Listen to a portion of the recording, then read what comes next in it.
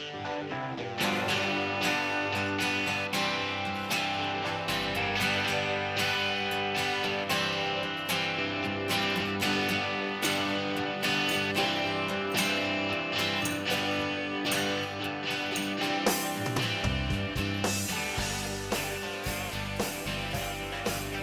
welcome back to the Winchester Report. Up for discussion today is episode 914, Captives.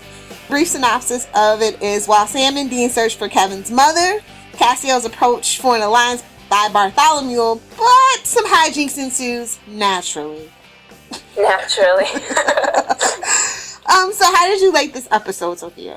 I was expecting something completely different going into it, and so to have, to be tricked, and have to wait 2 weeks for this episode, and then to have it be so emotional, I think it was worth it. I would think it was worth the wait. I enjoyed it. There were some frustrating parts, but overall, I thought, seeing the Tran family again was just so good that it kind of overtook everything else, all the negative that I had towards the episode. So yeah, overall it was enjoyable for sure. You told me Snooki was going to be in this episode. I thought Snooki was going to be in this episode, but what they did is they released the promo for Thin Man, and not the promo for this, and so we all thought the next episode was going to be titled Captives, but it was going to have Ghostfacers and Snooki in it. I was bracing myself the whole episode because I find the whole reality star thing very grating. Yeah, no, I totally agree. I was like, oh no. It was a big sigh of relief at the end of the episode, but I was scratching my head like, I wonder what happened to Snooki. Let me tell you, I was not prepared. I was not prepared for an emotional episode. I knew it was Kevin that was haunting the bunker, though. I knew it. And we didn't have, any comedy to break it up. This was a brutal episode. So, the case of the week literally is all about the trans. It's about Kevin breaking through the veil and sending the boys on a mission to find his mother. Some weird, creepy apprentice demons. Really? And then Cass is off doing his own thing, looking like he's about to repeat history. Just, ugh. Yeah. I know. Oh, my God, don't even get me started on that. So it's not really a standalone or filler or really myth arc. It's basically just wrapping that Tran family saga up. I'm so glad she was alive, though. I'm so glad to be wrong. Me too. I thought she was alive. I always held to that. I was like, Crowley's a liar. Crowley's just being manipulative. I believe that Mrs. Tran is alive. She can't not be. She has to be. There was no way that they wrapped up her story beforehand. Really glad that they didn't kill her. Oh my God. So glad they didn't kill her. Because I was always really because she, Mama Tran was when she came on the screen, she was the bee's knees to me. And then, to think that she got killed off camera in just a mention here and there was just so disrespectful for her memory to me. I agree. If she had been killed off, I would have been so disappointed in the writers and just in everything. And I'm so glad that they kept her alive, which in Supernatural is just not a thing that happens ever. And so they kept her alive, and I'm so glad that they did. I'm so grateful because she deserved it. Yeah. She deserved stuff. We're still in Kansas. We spent the whole episode in Kansas, in the bunker in Lebanon, and then out in the woods in Wichita. And I was really surprised by that because usually we kind of go further than that. Right. Nope, we got to spend a lot of it in the bunker and around the bunker, I guess. Yeah, that surprised me. So, let's see. Let's just dig right into the good stuff. Yes, please.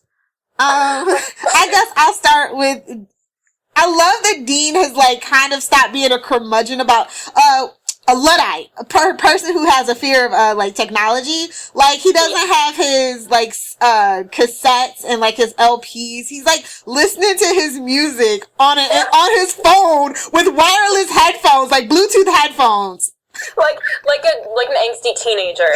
I know! Oh my God. But I did like it. It's such a character thing. We haven't seen him listen to music and so, in that way for so long. How he used to just talk about music and love it. And it was such a part of his personality. And I was so glad to see that they brought it back because after all the emotional crap that we've been through this season, I was so glad to just see Dean's personality. Just And shout out to them because they played this song in 402, Are You There, God? It's Me, Dean Winchester. The song is Lonely is the Night by Billy Squier. And like, I really haven't seen them referencing a lot of classic Supernatural, so that's always a plus for me.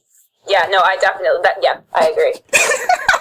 I like when they just kind of weave it in, but it is Robert Barron's. Okay, I'll go with that.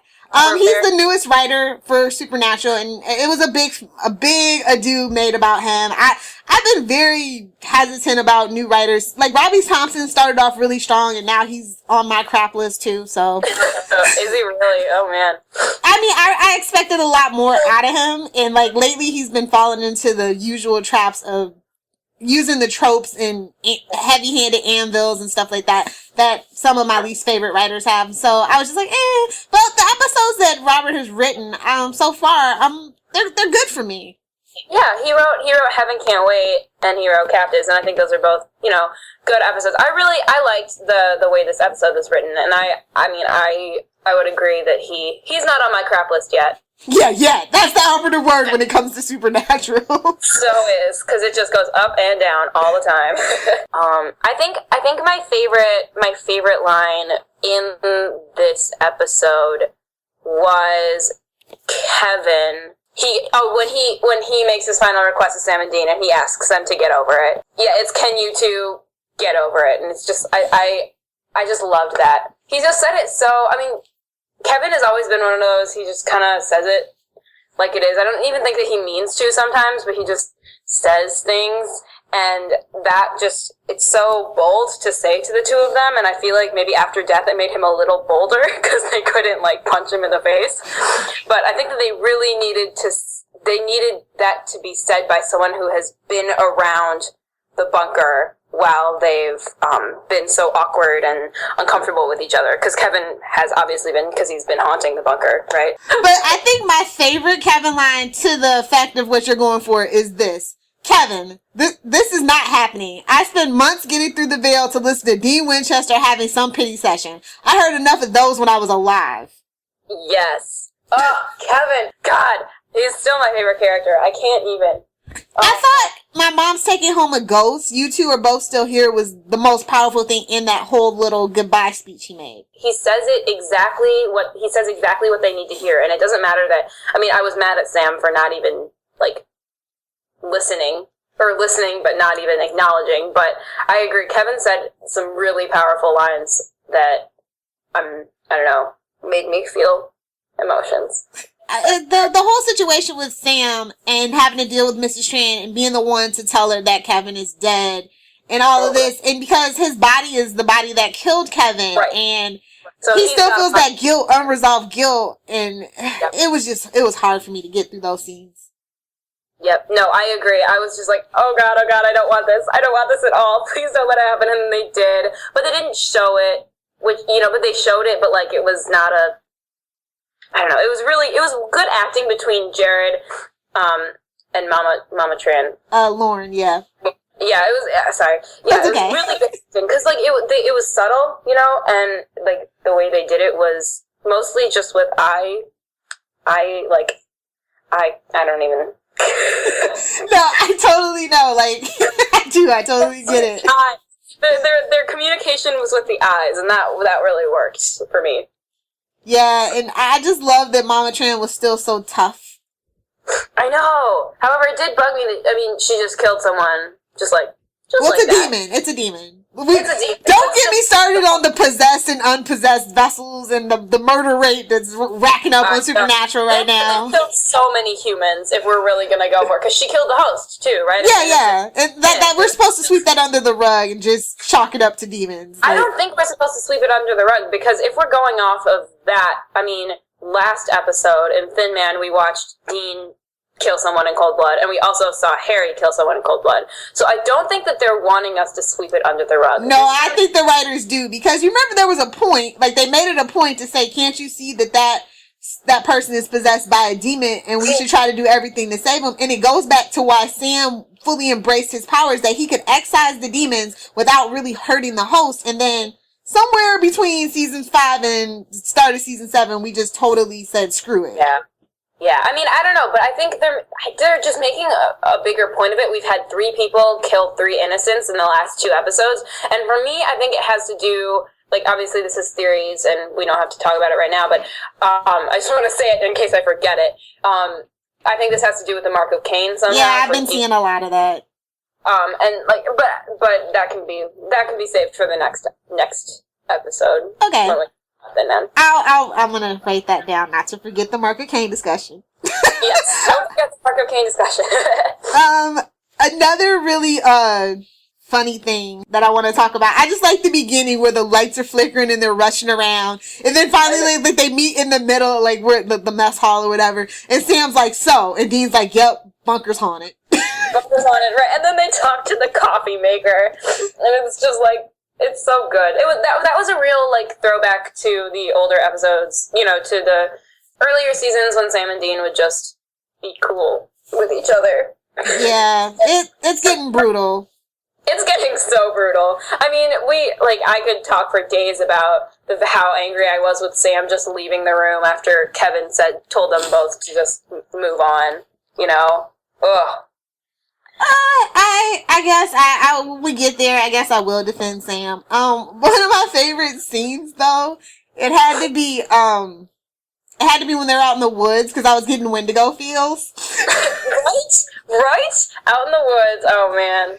I was just like, is this what they're going for? I was like, all Dean needed was some peanut M&Ms, and I would have been right back to episode 2 of the whole entire series. Yes, that would have been so good. Definitely throwback moment. I like that the girl's name was Candy. Like, really? Like, how? I know. Her name was Candy. Well, they were both just like, Candy? Like, I know, we're gonna trust a girl named Candy? Right. So good. Oh, speaking of that, another one of the favorite scenes was the flashback of Candy when she's explaining what happened to her. It like totally shifted the whole tone of the show. I feel like we hardly ever have like flashbacks from somebody else's perspective. Yep. No, I definitely agree. It was really messed up. Like to watch her struggle and to watch her run, and I love the way it was filmed, and like it was kind of a sepia tone, and like, oh god, it definitely changed the episode had already been pretty, you know, heavy on the feels, what with Kevin coming back, but it definitely changed the tone. I agree. Yeah, and I thought that was really smart to try something different, and it didn't fall flat. It totally worked for me. And it, like, upped the thrill factor. Like, we haven't really had, like, creepy thrill factor for Supernatural in quite a long time, and I miss it. So I thought it was a clever way. God, one thing I just want is a scary episode. Like, an actually, like, old... throwbacky episode where, you know, we see like Bloody Mary or oh my god, I would even go for Bugs. Oh god, the worst episode of the entire series to date. But like it was still creepy.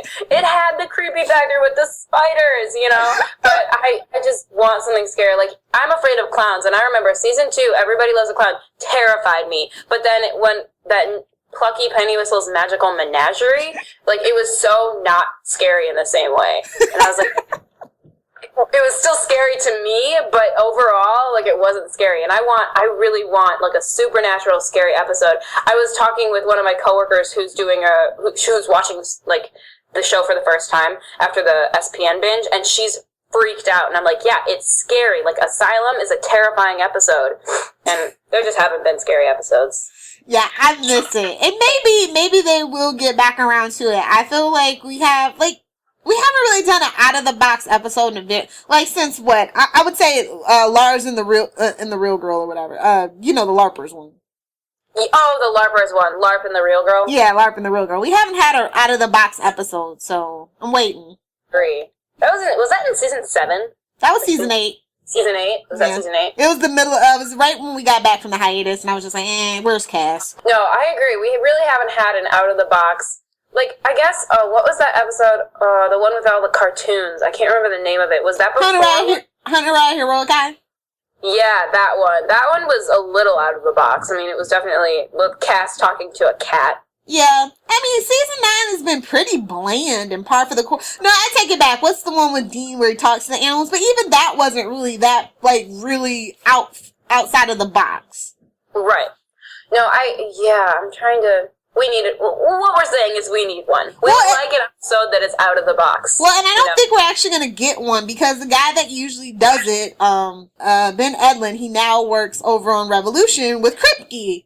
So I don't think we're going to get those anymore. Yeah, I when I read through the list of Supernatural, like, there's not too many familiar names that I cherish fondly. You know, it's like Robert Singer, and that's about it, if I'm going to be really honest. No, and even he's on my crap list. Like, he's let this show kind of devolve into a hot mess at times. Yeah, I mean, I love Robert Singer, and I feel comfortable when he directs episodes. I'm like, okay, like, at least he knows what he's doing. Like, he's been with the show for a long time, but the old essence of Supernatural, like what it once was with the horror factor and the out-of-the-boxiness that it had, is definitely, it's lacking, and I would love to see it come back at some point. If it's in Season 10, it's in Season 10. They have to start tying all the loose ends together, right? And so that's what they're going to do with... Wait, we're only on episode 15. What am I even saying? We have like 9 episodes left. Yeah, I think we have a lot to wrap up with the Mark of Cain, and this whole now Cass has angels falling like a puppy thing, so... Ugh. Yeah. So let's talk about Cass, actually. Actually, like, if this was what they were going to do with Cass, I would have preferred not to see him. Like, I want him back with the brothers. Like, I don't care about the angels. They should have kept him human. I agree. I'm so done with angels. I say it so much. I'm so done with it. I was done with it at the end of season 4. Like, and they've been around for 5, like... They've been around longer? They've been on the show more than they have not at this point. Right. I'm so done with the angels being the bad guys and the good guys. I'm done with seeing Cass. Like, I love Cass, but I agree. Human Cass was was so good. It was so interesting to see humanity through the eyes of an ex-angel who was trying to learn humanity. You know, like, and that was so interesting to me. It was something they hadn't really, like, they'd done it a little bit, but I really enjoyed watching that happen. And now Cass is just back to being an angel, except he stole someone else's grace. So don't get me started on that. I feel like maybe that's what, because Cass has felt off since he's been back to being an angel, and I've been waiting for the repercussions of stealing someone else's grace to, like, blow up in his face, and it hasn't. Nothing has happened. But I am happy that it seems like he learned his like, I thought he was totally gonna, like, join forces with Bartholomew, and we're gonna be in this whole Crowley Metatron crap storm again, and he didn't fall for it, and he's become a pacifist now. Right, and I like that. I was a little worried that Cass, like, in killing Bart, it's like a repeat of history, and he's gonna go and get all big-headed again and claim that he is the rightful leader of heaven. I mean, I'm gonna tell you the truth. From all the lessons that Cass has learned from the Winchesters, being human in general, and all the other mistakes that he made with working with Crowley and Metatron, and having the Leviathan possess him and all that stuff, I would vote for Cass as King of Heaven. Because of everything that he's learned, I could see it. But I just don't want him to go... I think that he's learned to not go about it in the way that he had before. Now, I'm not saying God. He doesn't need God-like powers, but, like, to just, like, run heaven like a democracy, I would go with Cass for that. Me too, but I'm also just kind of done with heaven altogether. Heaven needs to be fixed, and they've really... Like I said, I'll say this every episode until they, like, freaking write it and make it happen. We need a team-free heaven. We gotta get everybody in the veil up to heaven first, and then get Bobby... Get Ellen, get Joe, you know, get Ash, get Pamela, get Rufus, everybody that we've missed. Even hell, bring back Mama and Papa Winchester too while we're at it. Let's just do it right. And that's how heaven gets fixed, is that they gang up on Metatron, they put all their heads together, because that's a lot of knowledge in one place, and they reopen the gates. No, I totally agree. I mean, I would love to see that. I think that would be a really interesting way to, like, end the show. Or, you know, or start something new, is like Sam and Dean, you know, or hunting on Earth, and everyone else is, like, fixing up heaven. And I think that would be a really interesting way to end it. I don't know. I'm so done with heaven versus hell. I mean, we don't even see hell anymore. Like, what is hell? I'm kind of done with hell. Like, we haven't seen Crowley in a while because he's looking for the blade, supposedly. He's probably looking for a loophole to backstab Dean, to tell you the truth about it. Yeah. No, actually, apparently Crowley is addicted to blood or something. In the next episode, in the promo for the next episode, they find Crowley, and Crowley's going to be in it. Yeah, I knew Mark Shepard was gonna be on. I don't know how I feel about Crowley being reduced to basically being a vampire. Like, I need my kick butt Crowley back. My mean, sinister Crowley. Yep, the conniving baddie that we first met. Like, I just need them to wrap it up. I need them to wrap up the Heaven storyline. I would love if Cass, took it over and did something with it that was different. But all I'm seeing is this battle over Heaven, and at first it was Naomi versus... Why do they even want it? Like, if I was an angel, because think about, like, okay, you don't like humans because God loves us best. He gave us, free will. He gave us everything that you don't have. Live on Earth. Earth isn't really that bad of a place. I feel like they should be learning that since they all fell. And I guess I like that, the reason that when he's at that angel's funeral or whatever, and they're talking about it, how they were trying to live humbly among the humans. But then, I don't know how I feel about that, because technically they're just as bad as the demons, because they're still possessing someone, and when they leave that body, it's jello. So I don't know. I mean, but we've glossed over that factor too, obviously. Yeah, no, if angels stay on Earth, they need to find a way to use vessels that in a way that won't hurt the vessels, because these are human lives that demons and angels are taking, and it's something that's glossed over, and I'm so done with it, because come on, it's supposed to be a story about first of all, that's why this show was so great to me, is that it was just two normal humans fighting monsters, and they didn't want any fame or glory. They just did it. Well, they were doing a little for revenge, but at the same time, they were doing more good than bad. And at this point, I don't know.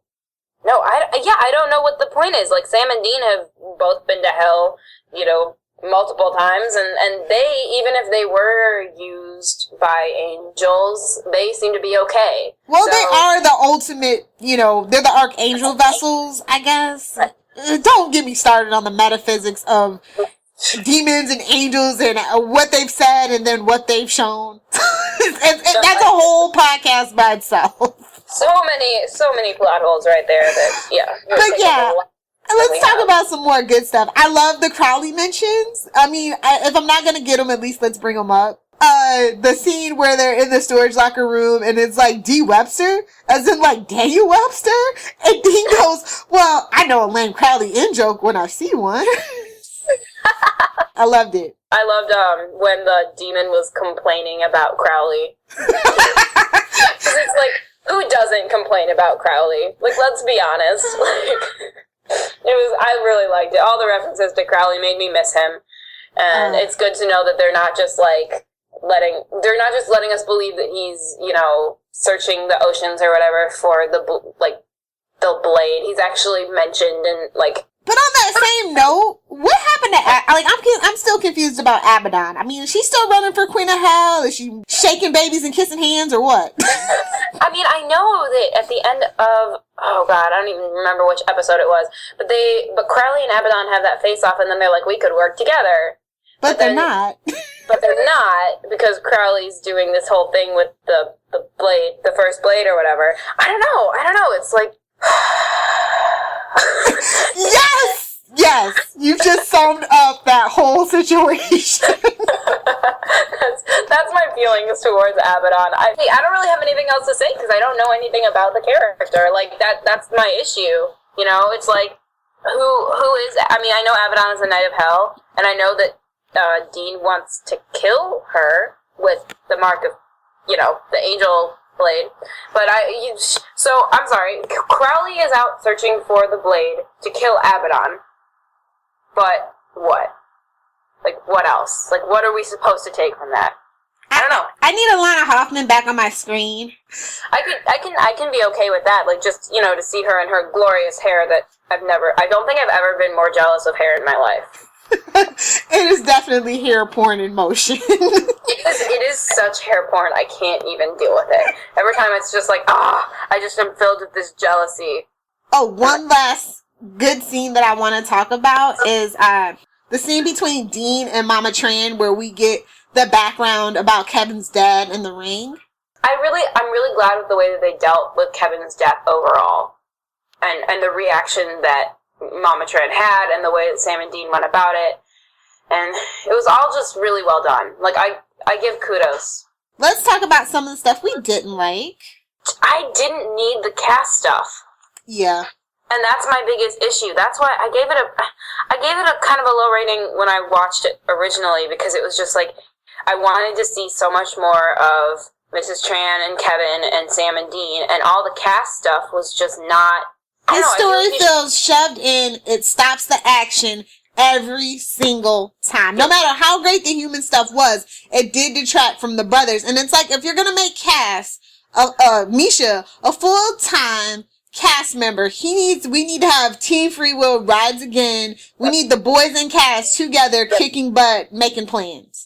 No, I totally agree. I mean, it just feels like it feels like a B story, and it shouldn't feel like a B story, because he is a main cast member. He is a main character now. I shouldn't be bored by his storyline. It's almost like the cast show. Like, it's like the cartoon, you know, like when you watch cartoons and it's like say the Animaniacs, and you've got like 5 stories to get through, and we're going to take a break, and here's the next, you know, and then we go back to the main action. And I feel so bad for Misha, because he deserves to be in on the main action. He needs to not be bogged down with this angel stuff. Yep. No, he's stuck with guest stars all the time. I'm sorry, that's not what I signed up for when they told me Misha was going to be a series regular. No, I thought he would be working with Sam and Dean, and they'd be, you know, figuring it out. And obviously they can now. Like, what is it? Gadriel is out of Sam. There's no fear there anymore. Like, he should be with Sam and Dean, helping them to do whatever they're trying to do. Have they even explained why he's not with the brothers? Like... I have no idea. Because that's my problem, is that I partially don't pay attention to Cass's storyline. Me too. It's bad. Like, I want to. Like, it should technically be interesting. And now that he has, you know, laid down his angel blade and wants to be a pacifist, and he's got a couple of puppy angels following him, but now he definitely can't go back to the bunker, but... No. He should not have stolen the grace. He should have just continued to be a human, continued to do a little hunting on the side, and then finally ended up with Sam and Dean for some confrontation, and they're just doing... I just disagree. I disagree with the way his character is going, and it just makes me so frustrated. Because he's a strong character. He's great. There's a reason he's a regular. And saddling him with guest stars isn't the way to showcase his abilities. Well, okay, I'm just gonna say this, and you can take it how you want to take it, but like I said, I'm not a shipper. I've been watching the show since season 3 and all that stuff, and I watched The Rise of the Angels, and I read the boards. I'm back to reading the boards and stuff, and I was feeling a certain way about why Cass put the grace back in, and it was for Dean. He knew, it goes back to what Crowley said to Kevin, and it is kind of true about Dean. He has a way of using people, and once they're not helpful, they're discarded. Yep. So, and it also, it would have to suck if you think about it though, to come from being an angel with all this power and stuff, to being just a lowly human who gets, you know, the flu and all that stuff. Yeah. But I will maintain that he did it for Dean so that he could be useful and still help. Yeah, no, I agree. And I'm not a shipper either. You know, I'm pretty much just I don't care at all about the ships. Like, of all the people to not care, it's me. But I would agree. I mean, Cass didn't have no reason to do it. I'm sure he wasn't just like, I'm tired of being human, except that he probably was a little tired of being human. But he was getting used to it. You know, he was understanding. He had, like, sex, and he enjoyed it, you know? So obviously there were things about being human that he didn't mind. And I agree, he doesn't want to be disposable. But now what? Like, now his storyline is disposable, which is just sad. I don't know. Yeah, it's really sad, because I'm a big Cass fan. I love Cass, and I want to see him. I love his interaction. The reason that we love Cass is how he interacted with the brothers, because the brothers are the original, you know, members of the series. So, where is that interaction now? Yeah. I loved his interactions with Sam. And like that was like the first time ever, and then like we get, bye, their Cass is gone again in the wind. Like, really? Oh, yeah, you're right. They had that total interaction. They had some real, like, relationship building moments, like, in that episode. And then Cass is just flits away. He's like, oh. And we never bring it up. We never bring up why Cass isn't there and all this stuff. And I'm just like, really? We can talk about Garth in this next episode for no reason, but we can't mention why Cass isn't around? Are you sure? Yep, I know. And, like, I'm sure and I get that the brothers are in a fight right now, and so maybe it would be too complicated to throw Cass in there, but at the same time, they both have separate relationships with Cass, and I feel like they could work around each other, but it would get complicated. I feel like this. Cass is literally the only... Since Kevin's ghost is at home with his mom, Cass is literally the last person that can be the Bobby and slap the heck out of him and say, hey, what the hell do you two think you're doing? But instead, they're prolonging our emotional turmoil by keeping the brothers at arms and keeping Cass away from them. I cannot wait to talk about this next episode because about the brother bond and the codependency, it's bad. But yeah, literally the only stuff that I didn't like was how Cass's storyline felt shoved in, and that the fact that we're still dealing with heaven in general, that's going to be a standing gripe. Sorry. Yep. No, me too. I'm glad we're on the same page about that because I really liked all of the other stuff. It was really well done, and it left me feeling obviously sad, but at the same time like closure. It gave me some closure over the Tran family, which was really good. But the whole cast thing is just so frustrating, and it just makes me. And then there was one more thing that I didn't like. I actually didn't like the two apprentice demons. Like, that was the most flat, one-dimensional, throwaway crap I've ever seen in my life. I mean, I didn't even, like, I knew that there were two, but at the same time, there could have just been one. Thank you, yes! Like, why were there two? There didn't need to be two. There was no reason. They didn't have, like, they had barely any interactions, and then, like, one died, and then the other died, and why? Why were there two? Why were there two? Like, just, I don't know. That's, yeah. Let's talk about, well, we kind of already talked about the heaven and the hell thing. We kind of also talked about the Team Will thing. So I guess what's left to talk about is Dean and Sam, really. Oh, I have so much more to talk about. Oh, go ahead. No, during the next episode. I was going to say, like, I have a lot more Sam and Dean stuff because of the Thin Man. Okay. I would say that it was frustrating that nothing moved forward in this episode. Yes. Like, we're still in a static period with the two of them, and they're the core of the show, and it should be, it's just so frustrating that nothing happened. In fact, it was like they moved backwards. Mm-hmm. And so that's what I would say. It's like, I don't know, it's just very frustrating. No. I know what you mean because it's like this. We have a season.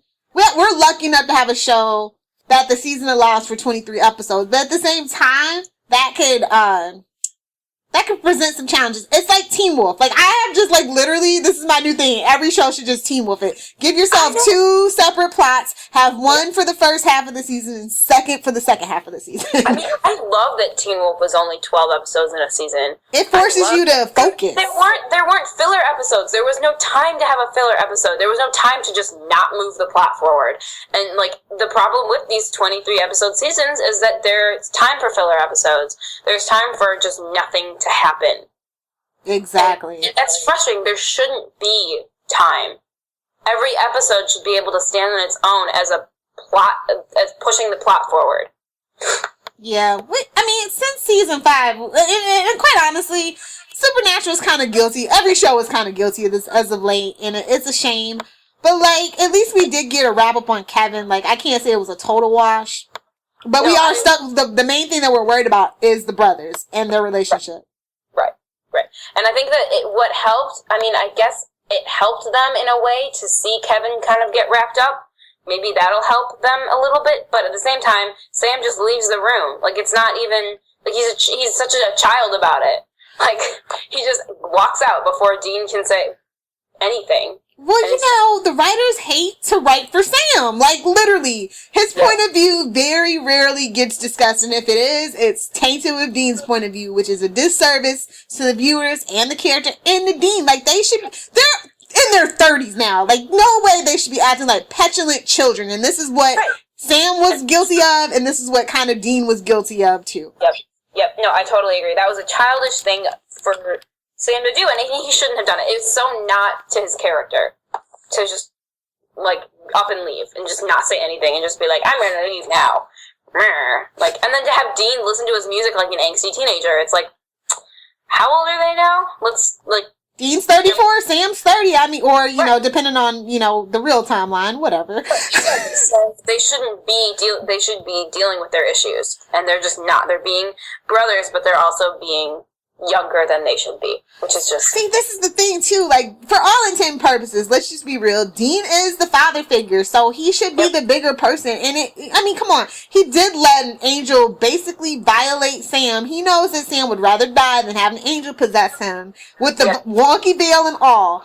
And Dean just can't, like, he just needs to say he's sorry. And Sam needs to say he takes it back because he knows if he was in the same position, he would. He would. And they do show that in the next episode. Like, I mean, Sam obviously didn't mean it. He was mad, and that makes sense. He's a younger sibling. He lashed out in the way that younger siblings... Yeah, he's spoiled. Like, really think about it. I mean, Dean's life lives and dies with Sam. Whether how you ever feel about that, that's the core of the show. And Sam kind of, I guess, is taken aback that, like, even after all this time, Dean still sees him as basically his property. Yep. I think that's the crux of this whole thing. But if he would just say that, like, they would get so much farther. I need to talk. We need an Impala chat. I'm sorry. We haven't had an Impala chat in quite a long time. They need an Impala chat. That's how they need to work it out. They always work their shit out in the Impala. They really do. Obviously, this bunker is getting in the way of that. They gotta work it out. Yeah, I got a good point on that and how it affects next episode, actually. I'm glad you brought that up. I'm going to highlight that. Right under the market cane. So, yeah, I just feel so bad for both of them. Like, I can see both of their points, but this particular time, I'm just siding with Sam because after that whole thing with Sam and the blood addiction and the Lucifer thing, like, I just don't, I can totally get, like, he's never felt pure or that his body was his own. And Dean, that's like just the ultimate, like, stab in the back. It is. I even remember when Sam goes, I feel better. Like, I felt better than, I've never felt this good in my life. And it was just like, oh, God. Oh, but was it him? I still think it was Ezekiel, Gadriel, or whatever.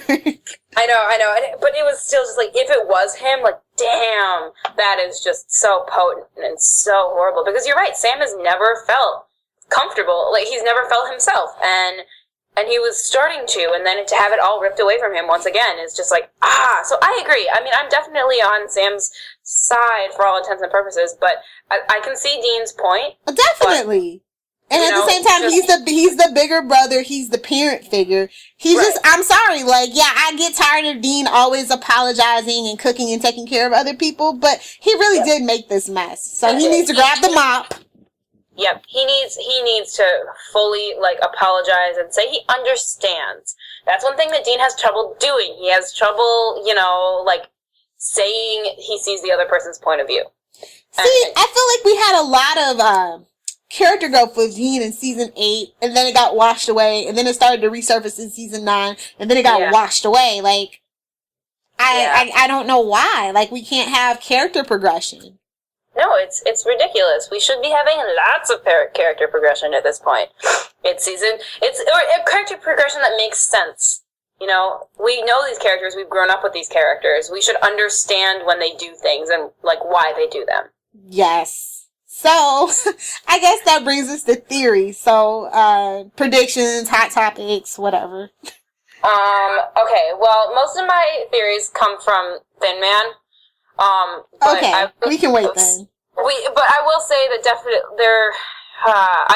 my prediction, I'm really hoping that Cass doesn't pull, the I am God thing again. And that's my biggest gripe is, like, please don't let him, like, okay, it's fine that he's going down the same path he did before, but just make it completely different. He is a completely different person. He has been through, he understands now, right? So I'm just hoping that he doesn't, I don't know, like, handle the responsibility and not, be filled up with dick ramen. Yeah. See, this is my thing about Cass. His characters always had this underlying sense of awe, wonder, that bordered on naivete. And so it's just like, okay, I can understand, you may be falling for Crowley. Crowley is a charming little bugger. Okay, I'll give you that. Yep. Okay, Metatron tricked you. You really wanted to fix heaven. You felt like it was your fault. He preyed on your weaknesses. Okay. Fool me once, shame on me. Fool me twice, shame on you. Fool me 3 times, it better not freaking happen again. I'm gonna come over and choke you. No, seriously. If Cass is the bad guy again, oh my god. I'm gonna, like, just flip a chair. Or, you know, the nonchalant table flip that happens with, what was that episode? That episode with Chrissy and her teacher who just, like, kind of just flips the table.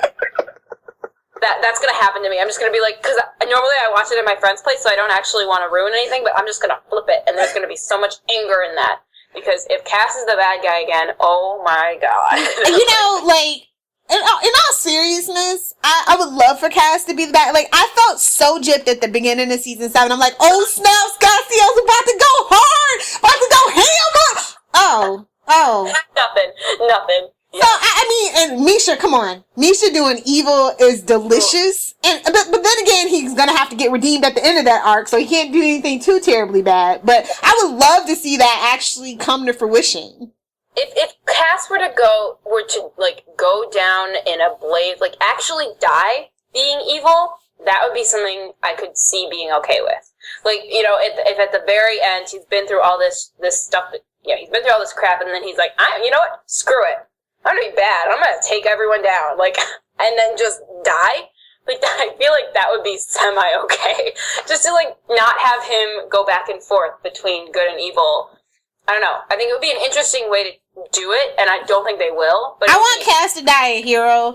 I'm tired of him doing the wrong things for what he thinks is the right reason. I want him to do the right things for the right reasons. For once. Just for freaking once. Oh my god. Poor Cass just gets the brunt of all the crap. Well, the problem is that the character, as much as I love the character, this is my biggest problem, and I repeat it over and over. Cass has always been a plot device. No matter how charming Misha is and, you know, how good the writing was in the beginning, initially he was a plot device. He was there to save Dean from hell because Sam's powers we couldn't go down that road. It was too soon. So he was literally created to be a plot device, and it has never shaken the character since. He was supposed to be killed off. 6 episodes. I know. Oh, believe me, I know. No, I know. And, you know, because people loved him, they're like, well, shit, we're going to keep him around, but they didn't know what to do with him. And Kripke wanted to kill him at season 5. Sarah begged him to keep Cass around, to keep the character of Cass around, so he could do for Sam what he did for Dean, basically. Right. But, I mean, I don't know, it's frustrating, because then he ends up a plot device. You can't write, I mean, literally that's what they use him for. And so I was like, okay, we're gonna make him human. Woo! Oh, now he's just homeless and wandering around and not with the boys. And we spend like 3, 4, 5 episodes without him. Okay, that's not cool. He's playing the role of a guest star still. He's not in half the episodes. You know, his plot line is a B plot line. Like, they're not utilizing him. He could be such an interesting character if they would stop using him as a plot device and start actually giving him things to work with. It's just the way Cass has. It's so frustrating because he's been through so much. He's been through so much, and I want him to thrive. And for him to die a hero, yes, that would be perfect. But would it just be a plot device again? Yes. More man pain for Dean. That's that. Right. He doesn't need any more of that. And I really hate when they kill off a character because they instead of wanting to fix it, they're like, hey, let's just make some man pain for the main character. Oh, hey, let's kill off Kevin. Yes. It was really no need for that when you think about it. What does that really serve, killing off Kevin? There was nothing except for man pain. It was the most frustrating when Kevin died, I swear to God. I know. Like, okay, you're killing your young audience. I mean, there's kids that have been watching Supernatural since they were young. Like, pretty much, you know, you're the same age as Kevin, like, as he is in the show and stuff. I actually am the same age as Kevin. And so it's like, why would you do, and the audience has been trending younger and younger every season, so why would you do that? Plus, he was Asian, and he was smart, and he was ambitious, and all these cool character traits that we don't. Well, okay, he was a replacement young Sam. Like, let's just be real. He was smart, like, he was smart, and he was happy and upbeat, and he just wanted to get on with the start of his life. Yep, he really did not have time for all the supernatural crap that happened to him. Like, we haven't had an optimistic, like, somebody that you root for not to get bogged down in the supernaturalness of Supernatural. Do you know what I mean? No, I totally agree. I mean, I definitely related to Kevin the most out of, like, everyone. And they killed him, so I'm just like, why? It was like a part of me died when Kevin died. Like, I was like, oh my god. Like, it was so frustrating. It wasn't necessary. He got killed off because, obviously, man pain. And for Sam, too. I mean, they needed Sam to feel guilty. And so they utilized that. And it's just so frustrating because it wasn't necessary. I mean, they would always say, oh, I set him up somewhere. I mean, the bunker is, like, ginormous. He could just be in a room like that little sister from Boy Meets World for, like, 2 years. I don't care. Just don't kill my Kevin. Like, I was so shocked. Take it back. Just take it back, and we'll pretend it never happened. I really would. Like, that's the sad thing. I really would, like, I would not bat an eyelash. They just had it, like, it was just a horrible, this whole season, no, since the start of season 8 was just a horrible nightmare. They're in a clone factory, or a Jin nightmare, or whatever. Yep. Kevin dying was a Jin nightmare. That would be fine with me, because, honestly, I think he was one of the strongest parts of the show, and he kept me involved. Like, in season 7, I was like, yeah, like, I love this show, but man, it's not doing it for me. And then Kevin came, and I was just like, oh, okay. And then he kept coming back, and I was like, yes, Kevin, and oh. Now, I'm just gonna throw this out here, and I'm sorry if you like Ghostfacers, but if we were gonna kill off some characters that have been around for a while, why couldn't we kill the Ghostfacers? Yeah. Well, I'll bring that up in the next episode, but yeah, basically. No, I mean, I agree. They counted their options. They're like, who could we kill? Not Cass. Can't kill Cass. Who else? Oh, I guess that kind of, not the Ghostfacers because they hadn't been brought back yet. Like, everyone else is pretty much dead. Oh, Kevin, right, of course. I mean, we could have, a shout out to Felicia Day. I love her as Charlie and everything, but Charlie, that would have been sufficient enough man pain, and I mean... She's like, really? They sent her off to the Emerald City, like, Wizard of Oz land, really? Yep. We could have just brought her back and killed her off if that's all you were gonna do. Like, let her serve a purpose, at least. Right, but it was just very... They didn't need to kill off anyone. Dean was already guilty. Like, he was already feeling guilty, and he didn't need any more man pain. They just like to load it on. Like, honestly, how is he still alive? With all the guilt that he has gone through. Question is he really alive, though? Like, Dean has just, like, something in him has snapped, it's changed. I don't feel like it's Dean anymore. I agree. He's literally a shell of himself. Like, when's the last time we saw a big, genuine smile from him? Or... God. I know. Or just stuff in his face and, stuff like that. Like, that Dean is dead, man.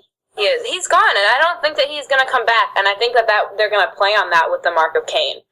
And I don't know how yet. I don't know why, but I do think they're really going to play on it. And I don't know that we're ever going to see Dean again.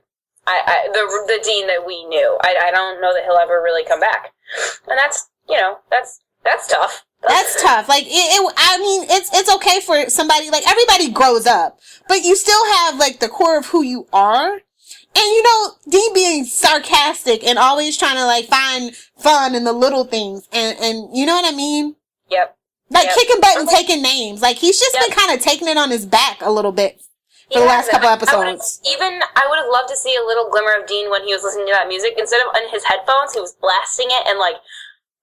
guitar solo. Singing it or something, because that would have given us Dean again. But I really don't think it hurts because he was like, God, I'm a Dean girl. I've always been a Dean girl. And, like, he influenced me back when I started watching the show. I made a video about it. I saw him and me, and, like, it's so frustrating because I just don't think that I haven't felt that same draw to him. And it's so frustrating and sad and kind of heartbreaking. And, because, all this character development, where is it? Like, where is Dean? They keep taking it back. Like, I think they feel like, oh crap. Like, they get, like, because this is the thing about writers being on Twitter and showrunners being on Twitter, unfortunately. And it's a growing trend, and I think it's great to have the cast, but I really think your writer's room needs to be isolated from the fans. Yeah. Yep. And so, every time Dean does something questionable, because, and granted, the online fandom's small, but they're vocal, and they, it's a direct line to him. Oh, I don't like this. You did this, that, and the third to Dean. Dean needs, and I will agree with a lot of the points that they made about Dean. Dean did need a storyline, like nobody's business. And so, like, when he does something questionable, like, oh, I don't think Dean would do that. I can't believe you wrote Dean to do that. And that gets in their head. Yep, it does. They're definitely straying from what Dean normally. Yeah, I agree. Twitter is a good thing, but it's a blessing, but it's also a curse. Definitely. So what was the biggest, like, kerfuffle you saw for this episode? Like, bad thing? Like, the fandom. What was the fandom talking about? Because I just literally didn't even after this episode. A lot. I'm trying to think about it, because this was a while back. I mean, most of the kerfuffle, and I wouldn't say it was kerfuffle, most of it were just people reacting to Kevin again. And that's a lot of what I saw. It was just, my timeline went crazy when Kevin came back. Mine too. It blew up. And I mean, I did too. I tweeted like mad. I was just like, Kevin, like, my baby's back. The arms are back. Thank you, Lord. Like, but I really didn't see a lot of negativity when it came to this episode. A few people were like, whoa. Why did Mrs. Tran just kill that guy? And I saw a little bit of that. Well, first of all, he was a demon. Second of all, he tortured the crap out of her, and she needed a cathartic release. Like, I didn't bat an eyelash about it, because Mama Tran, that's what the spinoff should have been. Like, let's be real. Like, they shouldn't have killed Kevin. They should have made it the Trans, move to Chicago, and kick Supernatural butt and take names. Y'all messed up. That's what I kept saying on Twitter. I was just like, where is this spinoff? Where is it? Listen to this. I watched that so hard. When Supernatural's over, they can just take Cass. Cass can come pop in and check on them. Boom. Right. Problem solved. Yep, and Sam and Dean can too sometimes. They'll be like, oh, hey guys, what's up? Like, if they survive. I know. I really... Like, missed opportunity. Yeah, totally missed opportunity. I'm excited for Bloodlines. I guess that's the new name of it. Because it takes place in Chicago or whatever. But honestly, I would have loved to see a trans spinoff. God, that would... I'm gonna write to them. Like, we can make Kevin human. I can totally write a fanfic to fix that, no problem. I can do that in like 30 minutes flat.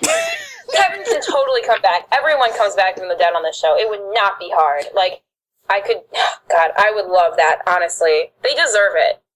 Yeah, I mean, it's a way to, like, because let's be real, they don't have any POCs on this show. They killed them all. And they don't have women on the show, besides Sheriff Jody Mills, but she's a guest star that comes, like, once every now and then. Yeah, no, Supernatural, as, it would do well. It would do well to have a POC show.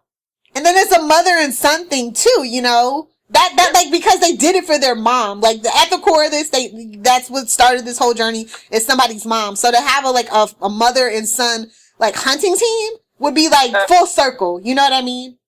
I would even take it in a web series. Like, I would take it in any way. I would take it in a comic book at this point. Yeah, right? No, I think we should start a petition, because they would get so much positivity from that. Because I don't know anyone that doesn't like Kevin.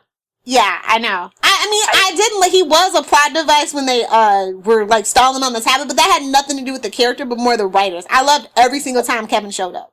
Me too. I was weary at first, but when I went back and watched the episode that he's introduced in, I was like, why was I weary? Because it was a prophet, and the last prophet we had was Chuck, and he's a different kind of prophet from what it looks like. So, yeah, I mean, you were right. I'm always weary of new characters, first of all. Oh, yeah.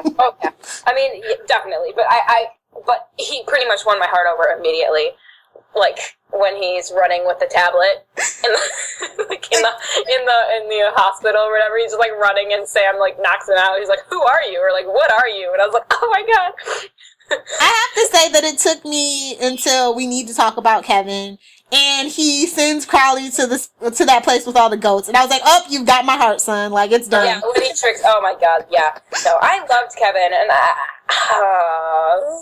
think this is a good way to send him off, though, don't you? Yes, I definitely do. He and his mom, that is perfect. Like, I wouldn't have done it any other way, except for maybe him being alive. Yeah, like, okay, so that's my question of the week, basically, for this episode, is the veil is wonky. So I was wondering what was happening to the people that were dying. Like, okay, are we gonna have, like, a zombie apocalypse? Because you know how, the beginning of Dawn of the Dead, the remake from the early 2000s, it's like, what happens when, everything's full, well, and nobody else can get through? Right. People turn to zombies! And then that can lead into 2014, the inverse, right? It's totally, like, Croto, yeah, no. I think that would be interesting, because you're right, the veil is wonky, obviously, but Kevin is really one of the first things kind of.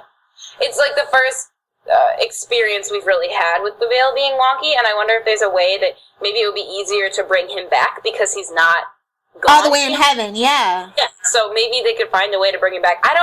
Obviously, I think that that episode was meant to wrap up their storyline. I hope it's not. I would love to see Kevin back. Like, that would be amazing. I would love to see Mrs. Tran back and to see Kevin as human again. That would be wonderful. And if they dedicated a few episodes to bringing Kevin back, that'd be great. Yeah, I think the veil is our best bet to focus on right now. Yeah. But I just want to know, because, okay, so we're past, like, I remember, like, we always have this thing with Supernatural where something is so valuable and powerful. Like, for instance, when we first start out, it's blood. It's the, blood. And then it's souls, right? And so for right now, souls are still the currency of what, angels thrive on for power. But if they don't have soul, like, they can't access the veil, like, how are the angels even gonna, like, they should be, they are depowered, but, like, that's how they could boost themselves, but, like, how are they going to do it now? Right, exactly. No, I think, it's definitely something that I hope that they focus on. I really feel like it was a throwaway line, like a cheat around, but, I mean, it's interesting when you think about it from the metaphysical perspective. No, I definitely agree. Ooh. So, it brings us to the grade. Okay, the grade. Okay. I think I would give this episode a B, just because, it was so good to see the trans again, and obviously, like, I'm holding back because of the whole cast storyline thing, but I would definitely give it a B, because I thought it was really strong in terms of the trans in the Winchesters, and as frustrating as it was that the plot wasn't carried forward with Sam and Dean, like, I don't know. That's where I am. I would give it a solid B. Yeah, I gave it a B minus. Cause I'm glad that they didn't forget about Kevin. I'm glad that Snooki wasn't in it, and it was some funny parts. When they're out in the woods and Sam goes, really, maybe he's just not that into you. And all that stuff. And it was some really good references. And, oh crap, I forgot to talk about it. Okay, let's back up. Okay. Let's just back up. There's this one thing that I wanted to talk about. Because we're talking about, like, references from seasons past.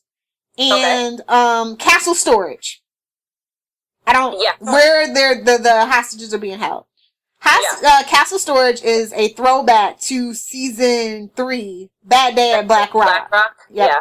And then it comes up in Sympathy for the Devil. And then it comes up in The Man Who Knew Too Much. And then it comes up in Heaven Can't Wait. And then it comes up in Firstborn. And now it's in Captives. Yep. So this is where we discover that Dean is, in Sympathy for the Devil, it's where we discover Dean is Michael's vessel, his quote unquote sword. Yes. Yep. The angel condom. Yep. Yes. And then back in Bad Day at Black Rock, that's where they find, the storage locker with all the stuff. Yep. Oh, I love that episode. And then in The Man Who Knew Too Much, it's when Sam is trapped in his mind and, he runs from the police and he hides in the castle storage.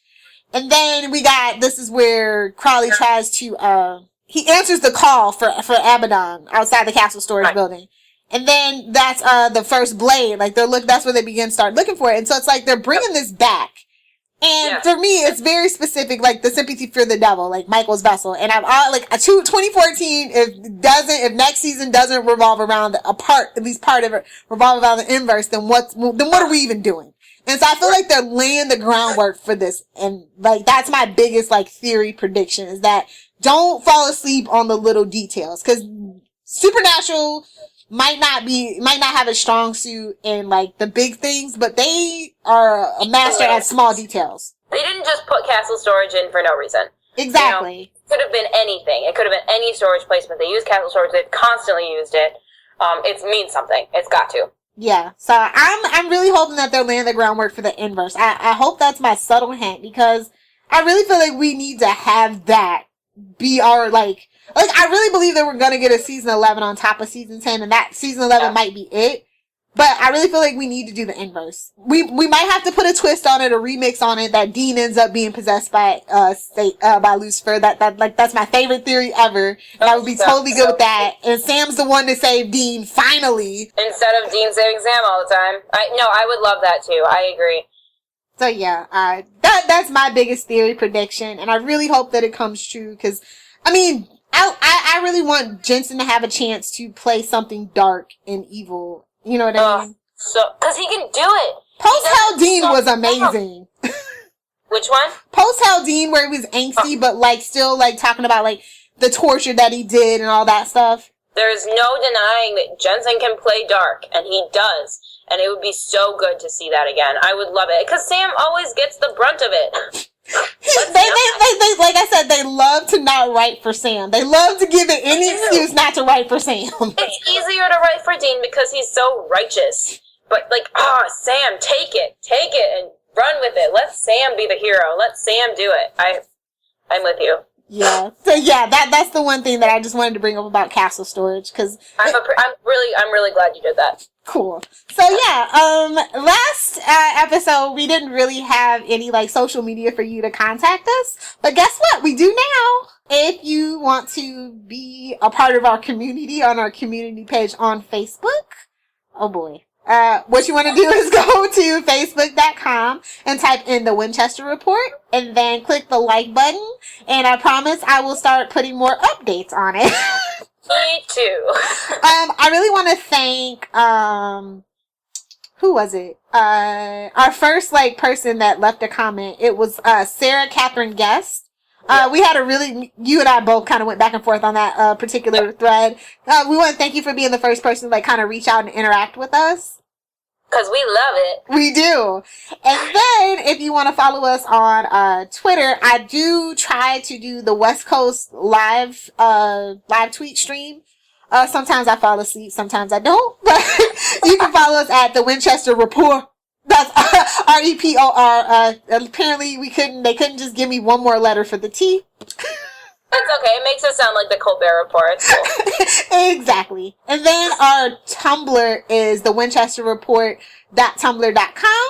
And our email is thewinchesterreport@gmail.com. So, plenty of ways to get in contact with us. We'd love to hear from you. You can find me on Twitter, at Sophia M. Porter. I'm on it all the time because I love Twitter. It's my favorite thing, and it's the best way to contact me. Oh, that was you. Okay, yeah, hang on. I also write reviews for showratings.tv. I write reviews for Supernatural, and I write reviews for Teen Wolf. I'd love for you to check them out and let me know what you think, because I'm always interested in what other people have to say. So yeah. If you would like to donate to help pay for this and other Southgate Media Group podcasts, simply go to our website, southgatemediagroup.com, and click on the donate button. It can be as little as $1 or, well, as much as you want. Help keep this fun going by supporting this and our other shows. Thanks again for listening, everyone. You're the best fans in the world.